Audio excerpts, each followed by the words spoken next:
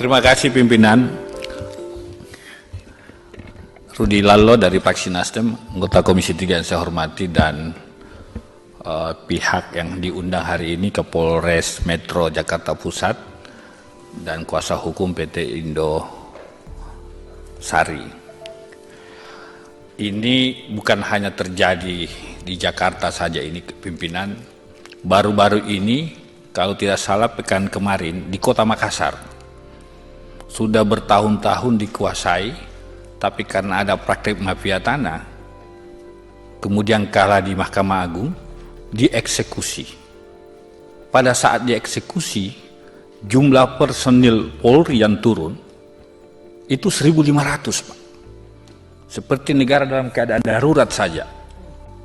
Sekalipun ada permintaan permohonan dari pengadilan negeri untuk pengamanan, tapi ini sangat berlebihan, Pak. Nah, apa pesan yang saya mau sampaikan?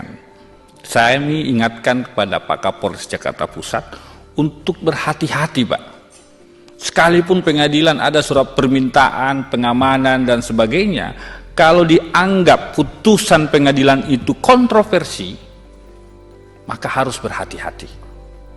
Sekali lagi, di dalamnya ada sivitas akademika, ada lapangan pekerjaan di dalam, kampus, ada mahasiswa, ada dosen. Ini yang harus kita pikirkan dampaknya, Pak. Harapan kami, kepolisian tidak dijadikan alat.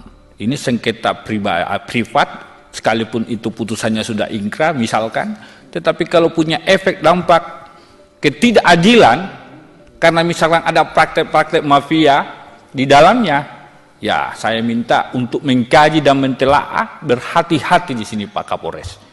Ya, ini kami sarankan supaya tidak terjadi keributan dari efek dari eksekusi nantinya. Kira-kira begitu pimpinan. Terima kasih. Assalamualaikum warahmatullahi wabarakatuh.